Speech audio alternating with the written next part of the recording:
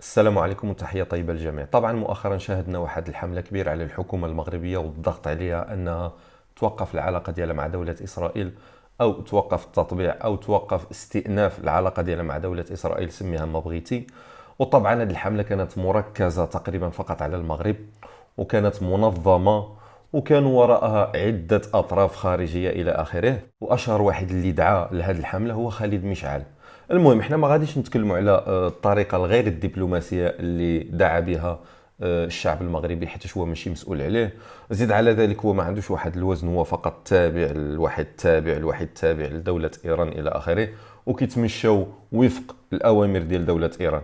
ولكن اذا كان فعلا صادق في هذه الدعوه ديالو، علاش مثلا ما يخاطبش الشعب التركي باش يضغط على الحكومه التركيه انها توقف العلاقه ديالها مع دوله اسرائيل، او مثلا الشعب المصري او الشعب الاردني الى اخره.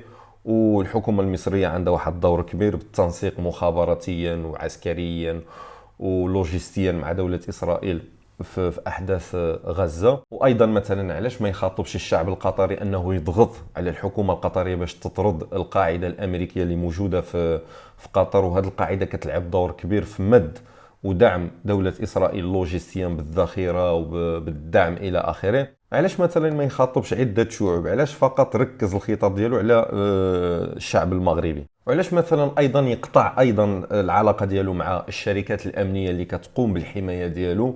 طبعا هو ما كيثقش في العرب، حيتاش العرب شكامة وبرقاقة. كيثيق فقط في الشركات الأمنية الأمريكية اللي معروفين بالصرامة ديالهم ومعروفين بالولاء ديالهم إلى آخره. هو كيعرف ديك الشيء مزيان، حنا ما كنعرفوا والو.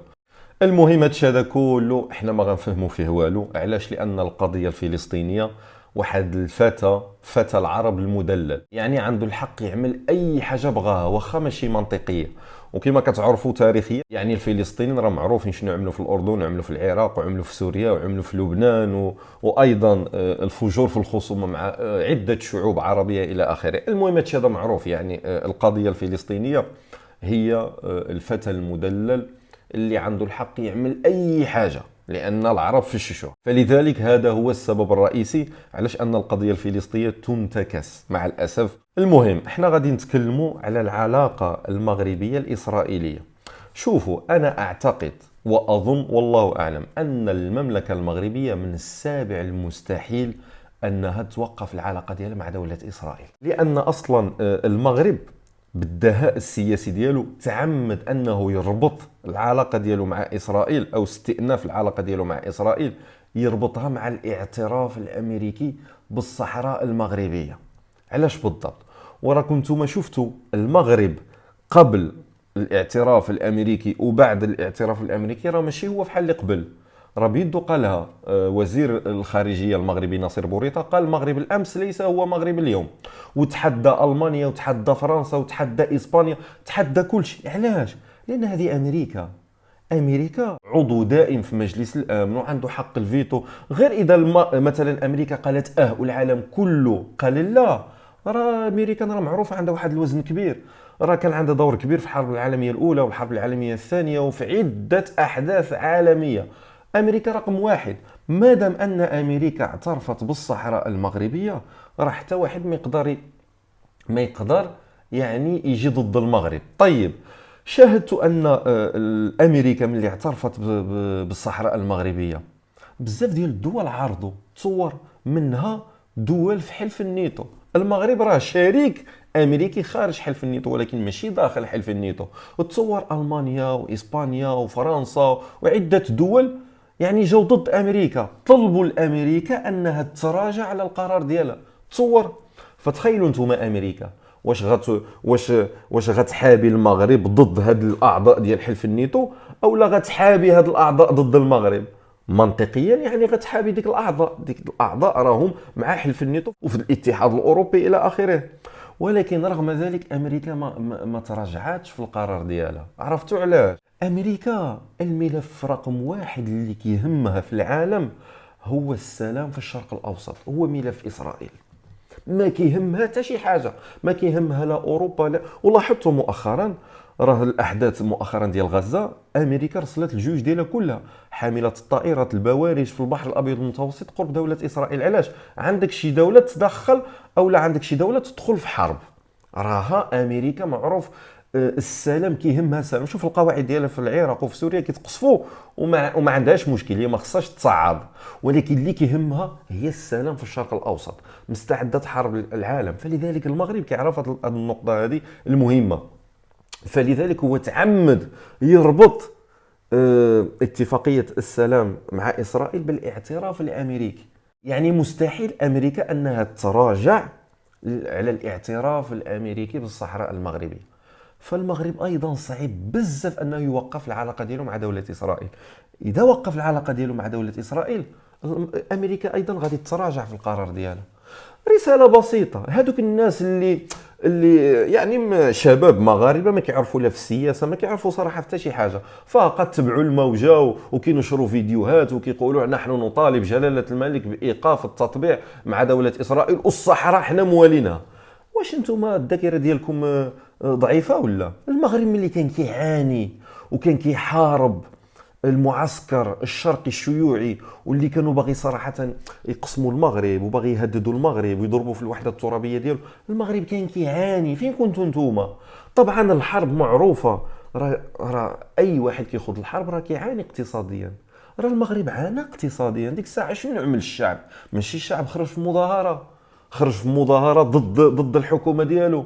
شهاد الشيء هذا. يعني نتوما كيفاش موقدين انكم تمشيو تحاربوا؟ كيف نتوما ما قدرتوش حتى تصبروا، ما قدرتوش حتى تعطيو اعذار وحتى تعذروا الحكومه اللي كانت كتعاني عسكريا وكتعاني اقتصاديا بسبب الحرب الطويله. ماشي غير مع البوليزاريو فقط كانت واجهه، ولكن وراءها عده دول كبرى دول صغرى من المعسكر الشرقي الشيوعي. فين كنتم نتوما؟ طبعا المغرب مستعد أنه يحارب العالم كله في سبيل قضيته المقدسة، ولكن راه معروفة، خلونا نكونوا منطقيا، راه الحرب تهلك الحرث والنسل. راه الحرب مهلكة اقتصاديا مع الأسف. المغرب ماشي من مصلحته يعمل حرب، فلذلك راه اي واحد في العالم كيحاول ما امكن يحل المشاكل ديالو دبلوماسيا. راه الحرب، راه النبي صلى الله عليه وسلم قال لا تتمنوا لقاء العدو فاذا لقيتموه فاثبتوا. المغرب والمغاربه معروفين اهل الحرب وشعب التحديات، ولكن خلونا نكونوا منطقيا، حنا خصنا، راه كاين دول اخرى راه ما عندهاش مشاكل عسكريه فهي كتقدم بسرعه. المغرب اذا بقى كيركز غير عسكريا راه داكشي اللي غنخسروا حنا في العسكر نخسروا في حاجه اخرى. خلوكم منطقيا. فلذلك المغرب راه معروف. وزيد على ذلك بلا ما نطول عليكم في هذه القضيه سياسيا ولا عسكريا، شنو الفرق بين دوله مطبعه ولا دوله غير مطبعه؟ مثلا الجزائر دوله غير مطبعه، باش نفعت القضيه الفلسطينيه او باش نفعت قطاع غزه مثلا. يلا شنو الفرق؟ دوله تركيا مطبعه، شنو فادت؟ سواء مطبع ولا غير مطبع، شنو الفرق؟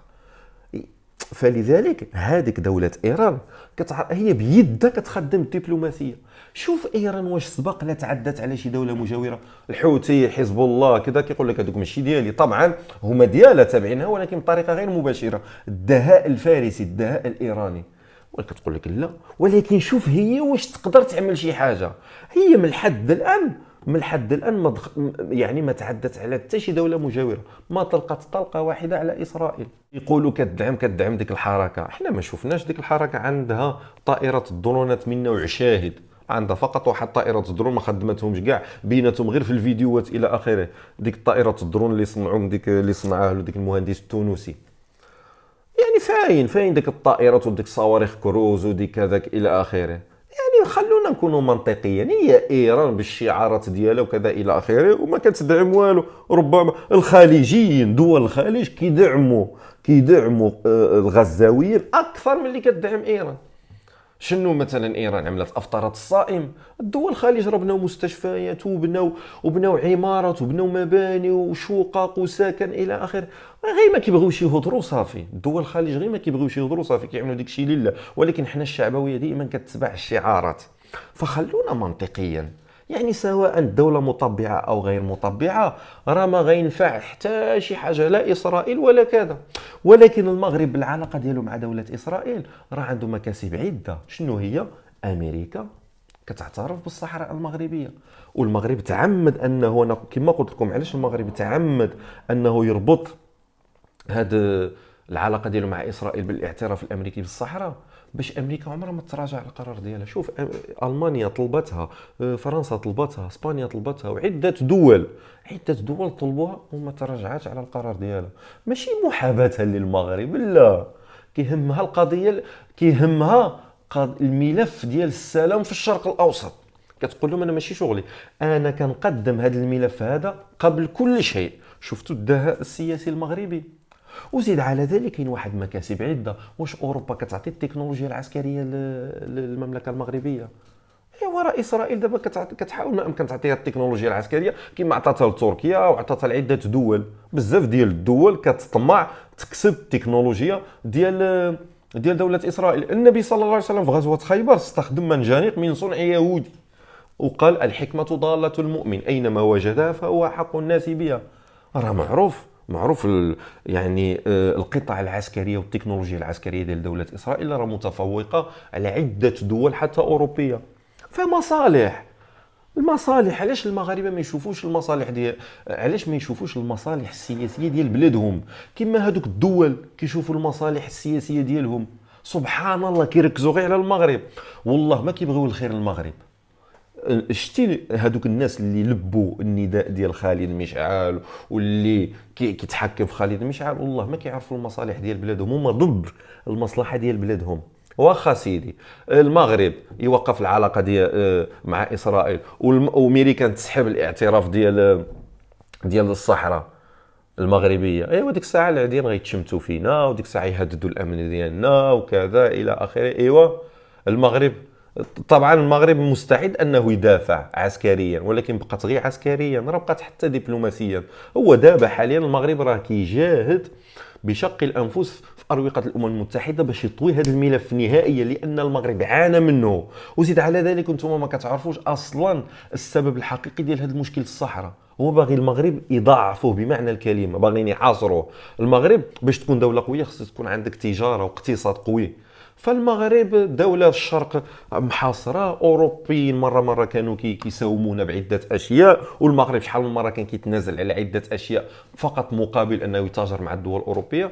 باقي عنده طريق واحدة هي في دول غرب إفريقيا، حتى هذه باغيين يقطعوها. ايوا ديك الساعات اذا قطعوا حصروها راه انت هو الاول غتضرر، الشعب هو الاول غيدي يتضرر اقتصاديا. انتم اصلا ضد المصلحه ديال بلادكم، خلوكم تعرفوا شويه المصلحه، ماشي اي واحد يهضر صافي نركبوا على الموجه وكذا ونبينوا زعما على اننا مع قضيه شريفه. قضيه شريفه هي توقف مع قضيه ديال بلادك، لانك انت عايش في بلادك. هذوك القضايا انت ما عارفش الاسباب ديالها والحقيقه ديالها، هادوك غير شعارات فقط لكسب ميزات سياسيه. مهم، انا اعتقد من السابع المستحيلات ان المملكه المغربيه تراجع او توقف العلاقه ديالها مع دوله اسرائيل، والله اعلم.